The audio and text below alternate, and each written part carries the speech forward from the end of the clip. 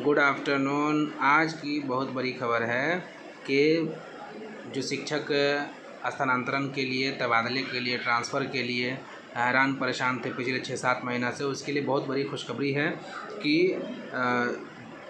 यहाँ से आपको शिक्षा विभाग से जो है वो एक मार्गदर्शिका जारी किया गया है। तो आज इस वीडियो में हम लोग देखेंगे कि जो शिक्षक गण हैं उन लोगों का कब तक ट्रांसफ़र होगा और ये जो सेम जिला वाले हैं महिला और पुरुष उनका क्या होगा।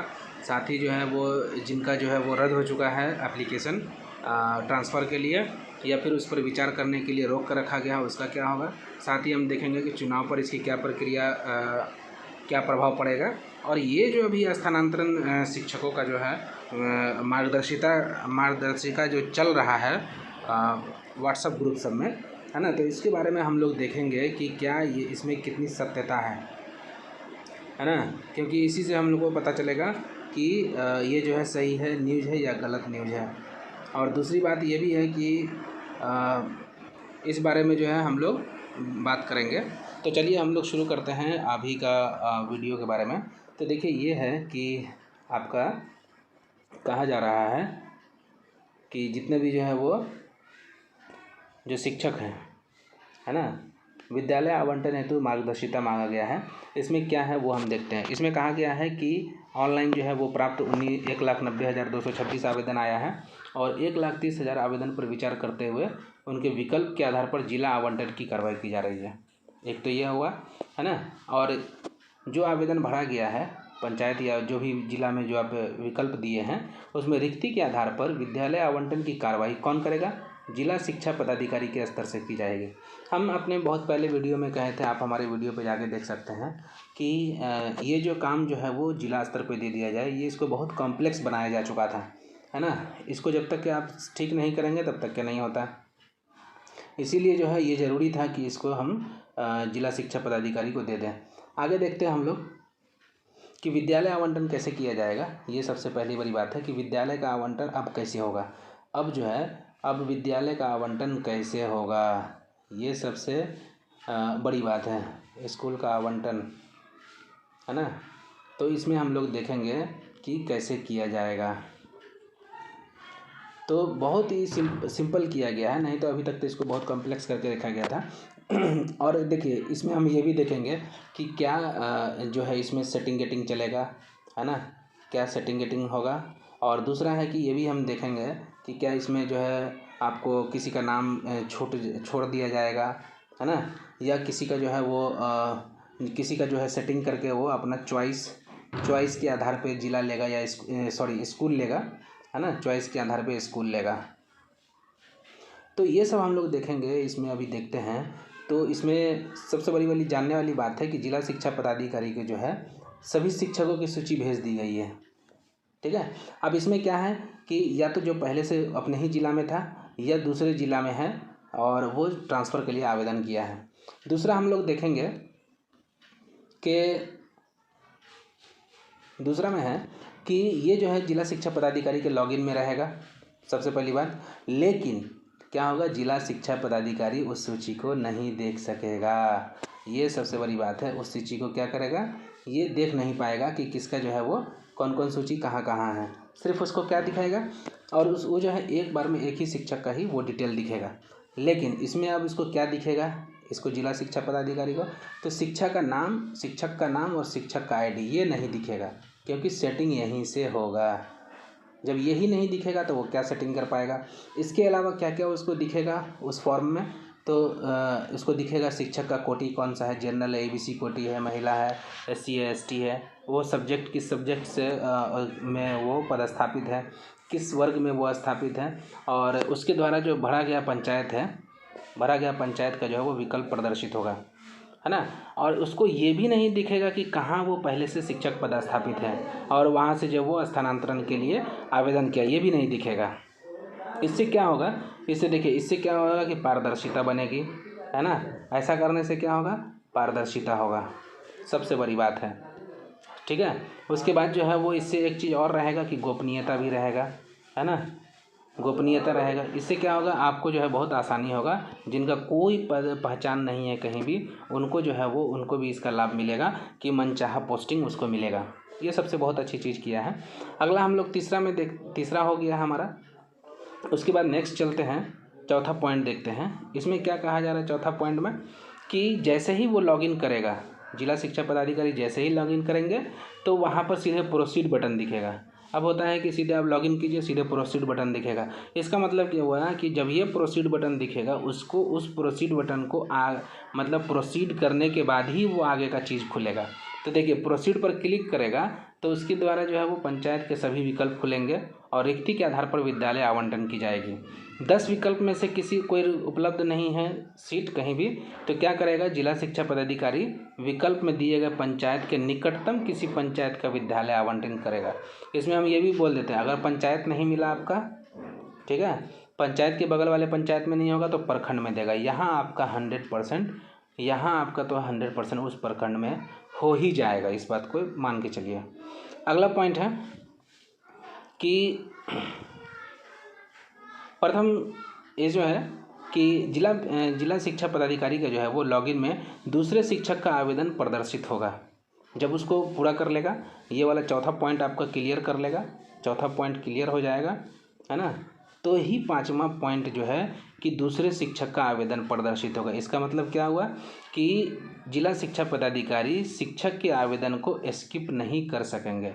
अगर किसी को खोला, किसी के इसको जो है वो लॉगिन करता है तो उसको पूरा काम करना ही पड़ेगा उस समय, है ना। अगला पॉइंट देखते हैं कि विद्यालय आवंटन की जो है वो कार्रवाई जिला शिक्षा पदाधिकारी के द्वारा ही किया जाएगा। और जब ये किया जाएगा, जैसे ही वो विद्यालय आवंटन कर देगा तो ये जो है वो निदेशक, प्राथमिक शिक्षा निदेशक के लॉगिन में प्रदर्शित होगा। मतलब ऑनलाइन यहाँ किया जिला शिक्षा पदाधिकारी, अपने जिला से किया कि उसको प्रोसीड किया, उसको स्किप भी नहीं कर सकता है। उसको जैसे ही स्कूल अलॉट करेगा, वो स्कूल क्या किसको दिखेगा, तो निदेशक प्राथमिक शिक्षा निदेशालय को दिखेगा, है ना। अगला पॉइंट है आपका कि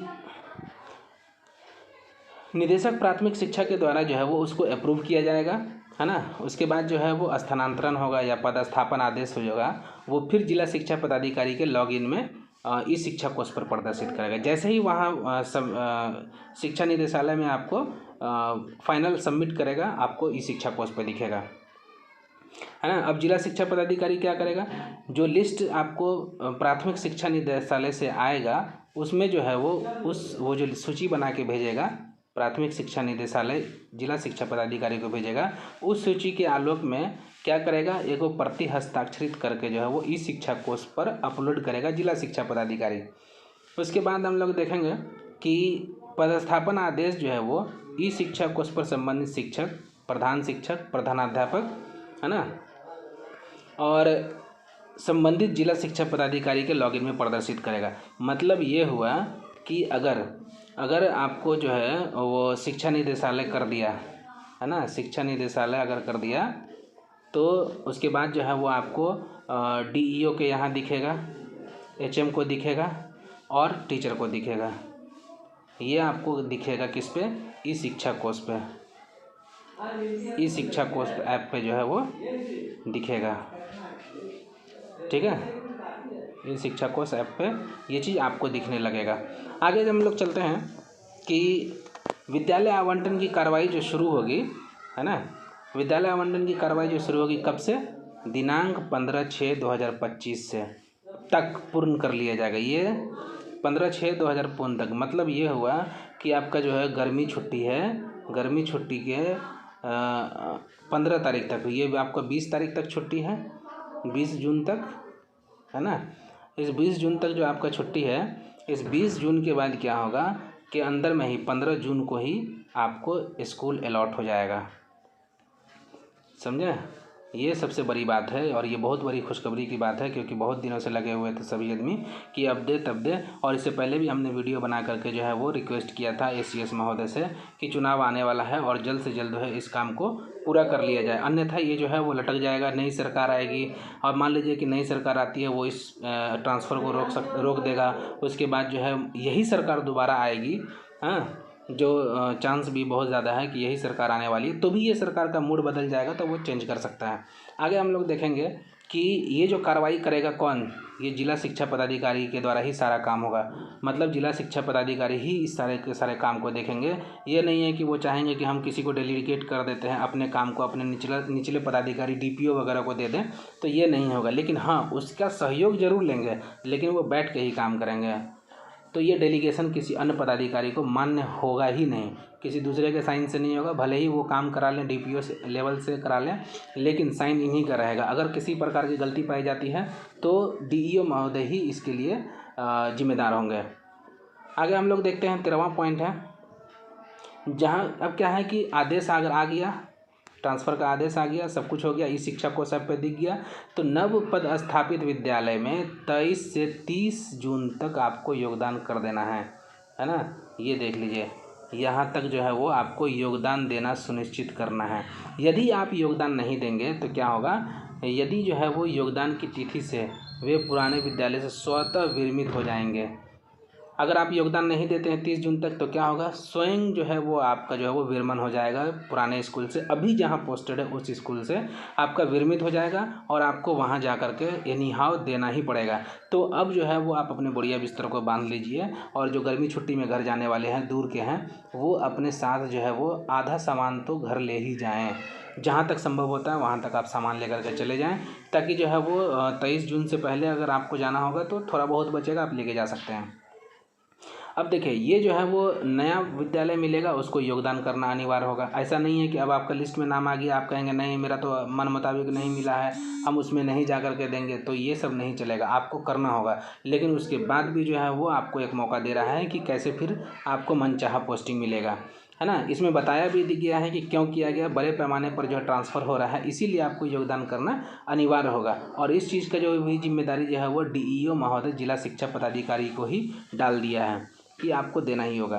अगला पॉइंट देखते हैं कि जो शिक्षक जो है वो ट्रांसफ़र आदेश से असंतुष्ट है ना, पहले तो वो क्या करेंगे, योगदान करेंगे विद्यालय में, है ना। जिला शिक्षा वे स्थानांतरित विद्यालय में योगदान के बाद ही, मतलब वो जब योगदान कर लेंगे, है ना, योगदान के उपरांत जो है वो फिर DEO को एक आवेदन देंगे, है ना।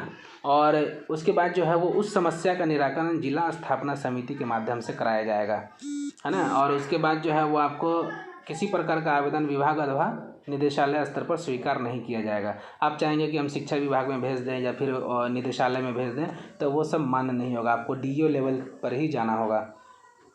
आगे देखते हैं कि 16वां पॉइंट है कि अभी जो हमने कहा था कि जिनका जो है रद्द हो गया है या फिर उस पर विचार नहीं किया गया, उसका क्या होगा। उसका 16वां पॉइंट है कि जिस आवेदन पर अभी तक विचार नहीं किया गया है, उसके संबंध में है कि जब ये लिस्ट आ जाएगा, पूरा लिस्ट आ जाएगा, तो द्वितीय चरण में समीक्षा किया जाएगा, समीक्षा पर निर्णय लिया जाएगा, है ना। अब उस समीक्षा पर निर्णय में क्या होगा कि ई शिक्षा कोष पर जो है वो विकल्प उपलब्ध कराया जाएगा कि या तो वो अपना आवेदन वापस ले ले। मान लीजिए जो जिसका विचार नहीं किया गया है आवेदन पर, वो अपना वापस ले कि नहीं अब हमको नहीं जाना है, एप्लीकेशन देना ही नहीं है, तो वो अपना वापस ले सकते हैं। लेकिन अगर जिनको जाना ही है, हाँ, जिनका आवेदन पर विचार नहीं किया गया है या उसको रद्द कर दिया गया है, तो उसको जो है क्या किया जाएगा कि आपको जो है आवेदन वापस लेना होगा, या तो वापस ले लें या नहीं तो उसको डिलीट कर दें, है ना, डिलीट कर दें और फिर नए सिरे से विकल्प को भरें।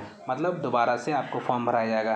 पहले भी आपको कहा गया था शिक्षा विभाग के माध्यम से बोला गया था कि हम आपको जिसका नाम नहीं आया है उसको हम लोग दोबारा से जो है फॉर्म भराएंगे। तो वही चीज़ यहाँ कह रहा है कि पहले आपको अपने फॉर्म को डिलीट करना पड़ेगा, है ना। उसके बाद जो है वो अपने पूर्व में भरे गए कारण को बदलना चाहते हैं तो पूर्व के आवेदन को डिलीट करना होगा और नए सिरे से आवेदन देना होगा, है ना। नए सिरे से आपको एक आवेदन फिर से करना होगा जैसे शुरू में किए थे, और उसके साथ जो है वो नया शिक्षक भी अपना आवेदन दे सकता है। एक तो ये भी है कि जो जिसका लिस्ट में नाम नहीं हुआ वो, और दूसरा ये भी है कि जो नया शिक्षक चाह रहा है कि नहीं हमारा बहुत दूर ट्रांसफ़र हो गया, किसी का जो है वो किशनगंज से सहरसा चला गया, किशनगंज से जो है वो सासाराम चला आया, अब मान लीजिए कि गया से कोई पश्चिमी चंपारण चल गया है, अब कोई जो है वो जमुई से गोपालगंज चला गया, तो वो लोग भी जो है वो अपना आवेदन दे सकता है ना। उसका जो है वो द्वितीय चरण में जिला रिक्ति के आधार पर जो है और छात्र शिक्षक के अनुपात के आधार पर विचार किया जाएगा। इसके अलावा एक खबर और है कि कहा गया है कि अगर आप शिवहर, सीतामढ़ी, पूर्णिया, पूर्वी चंपारण, अररिया, कटिहार, खगड़िया, सुपौल, बांका, जमुई, किशनगंज, लखीसराय, भागलपुर, मधुबनी, अगर इस सभी में जो है अगर आप फॉर्म भरते हैं, मतलब ये है कि विकल्प चुनते हैं, हाँ नया विकल्प चुनते हैं जो द्वितीय चरण वाले होंगे, ट्रांसफ़र वाले, अगर वो विकल्प चुनेगा इस सब में, तो इस सब में क्या होगा, इस सब में आपको जो है वो जल्दी ही आपको मिल जाएगा, क्या बोलते हैं, ट्रांसफ़र हो जाएगा। क्यों? क्योंकि जो है इस छात्र शिक्षक अनुपात जो है वो औसत से काफ़ी ज़्यादा है। मतलब ये हुआ कि छात्र अगर हमारा 60 है तो वहाँ पे टीचर हमारा कितना है, 1 है, जबकि NEP के माध्यम से कितना होना चाहिए, 30 छात्र पर 1 टीचर होना चाहिए। तो ये क्या हुआ, औसत से अधिक हो गया ये। तो यही चीज़ कहना चाह रहा है कि छात्र शिक्षक अनुपात जो है वो औसत से काफ़ी ज़्यादा है। इसीलिए जो है वो यदि इन जिलों का विकल्प चुनते हैं तो उस पर यथाशीघ्र मतलब जल्द से जल्द विचार किया जाएगा और आपको जो है तुरंत दे भी दिया जाएगा ट्रांसफ़र पोस्टिंग। अब एक चीज़ और हम लोग देखते हैं कि ये जो आया है मार्गदर्शिका आया है, ये देखिए 23/5/2025 को जो है वो जारी किया गया, आज जारी किया गया। लेकिन इसमें सबसे बड़ी चीज़ जानने की बात आप लोगों की है कि इसका जो है वो न तो यहाँ पे कोई लेटर नंबर है ना, लेटर नंबर भी नहीं है यहाँ पर, साथ ही जो है वो आपका न नीचे में कहीं पे आपको लेटर नंबर दर्शाया गया है। हमारे वीडियो बनाने में लेट होने का यही कारण था कि मैं इसका ऑथेंटिक जो है वो ऑथेंटिक जांच कर रहा था कि क्या इस पे लेटर नंबर है कि नहीं है। तो लेटर नंबर कहीं नहीं है ना, लेटर नंबर जो है वो कहीं से जारी नहीं किया गया। तो एक तो सवाल उठता है कि क्या ये फेक है ना, सबसे पहला सवाल उठेगा ये फेक है, हाँ, या ये सही है, ट्रुथ है, ये देखेंगे। तो इसके लिए आपको जानना ज़रूरी है कि ये जो है कोई भी व्यक्ति इसको जो है कोई भी व्यक्ति जारी कर सकता है अपने कंप्यूटर टाइपिंग से करा करके। लेकिन आपको ये भी देखना होगा कि ये जो मार्गदर्शिका है ये चुनाव का समय है, तो हो सकता है कि अभी जो है वो शिक्षा विभाग के द्वारा ये लेटर बना ही होगा, है ना, ये लेटर जो है वो बना होगा, इसमें ये इस पॉइंट को डाला गया होगा। और जो भी कोई शिक्षक बंधु के रिलेटिव होंगे या फिर कोई उनके साथी संगी होंगे या रिश्तेदार होंगे, वो जो है वहाँ काम कर रहे होंगे, पोस्टेड होंगे सचिवालय में, शिक्षा विभाग में, वो जो है इसको PDF बना करके भेज दिया गया होगा। एक ये हो सकता है, और इसके आधार पे जो है हो सकता है आज रात तक या कल सुबह तक या कल शाम तक, रात तक या संडे तक जो है वो इस पर जो है वो एक लेटर निकल जाए, हाँ, वो भी लेटर नंबर के साथ, है ना। तो मार्गदर्शिता अगर हम देते हैं या दिया जाता है तो हमेशा लेटर नंबर से होता है। कोई भी ऑफिस जो है वो लेटर से ही बात करेगा, बिना लेटर के कोई बात नहीं होता है। अगर बिना लेटर के कोई बात हो रहा है तो इसका मतलब ये फेक है। तो ये अभी तक इसको मान के चलिए कि ये सच नहीं है। हाँ, 2% आप 5% मान सकते हैं कि ये सही है, इस वजह से क्योंकि ये हो सकता है कि ये अभी प्रिपरेशन के इसमें होगा, प्रिपरेशन किया जा रहा होगा, लिस्टिंग किया जा रहा होगा, क्या क्या जो है वो मार्गदर्शिता दिया जाएगा, और उसी को जो है वो वहाँ के किसी जो है वो कर्मचारी ने, डाटा एंट्री ऑपरेटर ने या बड़ा बाबू ने या कोई भी जो है इसका PDF बना करके अपने जो उनके महबूब है, जो उनके रिश्तेदार हैं, उनको दे दिया गया होगा। और इस तरह जो है वो सारे WhatsApp ग्रुप में ये चल रहा होगा। तो ये मान लीजिए कि कहीं ना कहीं अभी आपको जो है वो थोड़ा बहुत इसमें सच्चाई लग रहा है, लेकिन जब तक कि ऑफिशियल कोई लेटर नहीं आएगा, बिना ऑफिशियल लेटर के जो है वो ये बेकार है ना। और इसके बारे में जो कहा जा रहा था, क्या बोलते हैं, शिक्षा मंत्री जी के द्वारा, कि शिक्षा मंत्री और SCS महोदय के द्वारा, ये दोनों के द्वारा कहा गया था कि हम जो है वो आपको 1 जनवरी 2025 को नए स्कूल में दे देंगे। अभी तक ये चीज़ नहीं हुआ है ना। तो किसी भी लेटर पे आप लोग अभी तक विश्वास ना करें। Do not believe any without authentic letter, है ना, डोंट बिलीव, कभी विश्वास मत करिए और किसी के बहकावे में मत आइए, है ना। हो सकता है कि ये एक चाल भी हो कि इस तरह से जो है वो हम शिक्षकगण को बहला फुसला लेंगे और उसको जो है वो अपने जो लक्ष्य है उससे दिग्भ्रमित कर लेंगे। तो इसीलिए आप लोग जो है वो अभी ट्विटर कैंपेन वगैरह, ट्विटर सोशल मीडिया के माध्यम से, ट्विटर हो गया जो अभी X है, ट्विटर हो गया, फेसबुक हो गया, है ना, और एक इंस्टा है वो है, उसके बाद WhatsApp ग्रुप है, सबको एकजुट कीजिए और इस पे जो है बात रखिए है ना, तभी जा कर के हो सकता है। और सेम जिला का देखिए इसमें बोला गया है कि सभी का होगा, सभी का होगा। इसका मतलब क्या होगा कि जो भी महिला शिक्षक है, चाहे महिला है या पुरुष है, मेल है, हाँ मेल होगा या फीमेल, सबको क्या किया जाएगा, सबको जो है आपको ट्रांसफ़र किया जाएगा, चाहे वो सेम ज़िला में ही क्यों नहीं हो, है ना, सेम ज़िला वाले का भी ये काम हो जाएगा। और हमें मालूम है कि एसीएस साहब कह रहे थे बार बार लगातार कि हम सब का ट्रांसफ़र करेंगे, तो ये मान के चलिए 100 में 99.99% मान के चलिए आप लोग, है ना, 99.99% मान के चलिए सब का ट्रांसफ़र होगा, A to Z का होगा, जिसने भी आवेदन किया है ना। तो आपको वीडियो पसंद आए तो इसको लाइक करें, सब्सक्राइब भी कर लें, चैनल को सब्सक्राइब कर लीजिए, बहुत ज़रूरी है, क्योंकि अब हमारा चैनल जो है वो आपको पूरा जो है वो डेडिकेटेड होगा टीचर से रिलेटेड और स्टूडेंट से रिलेटेड, है ना। तो इसमें दोनों चीज़ होगा, दोनों मटेरियल आपको मिलेगा, न्यूज़ भी मिलेगा, और जब एग्ज़ाम होता है तो उस एग्ज़ाम में आपको एग्ज़ाम के क्वेश्चन का जो है वो आंसर किया जाता है, वो भी ऑथेंटिक। आप अपने क्वेश्चन के आंसर को बिंदास, बिना हिचक के, बिना जो है वो शक किए हुए आंसर को मिला सकते हैं और कॉपी चेक कर सकते हैं। तो आज के लिए इस वीडियो को यहीं पे समाप्त करते हैं। बहुत बहुत धन्यवाद, और आप लोगों का दिन शुभ हो, और जल्द से जल्द जो है वो ये लेटर नंबर के साथ जो है वो मार्गदर्शिका को जो है वो शिक्षा विभाग जारी करे, हमारी यही प्रार्थना है। धन्यवाद।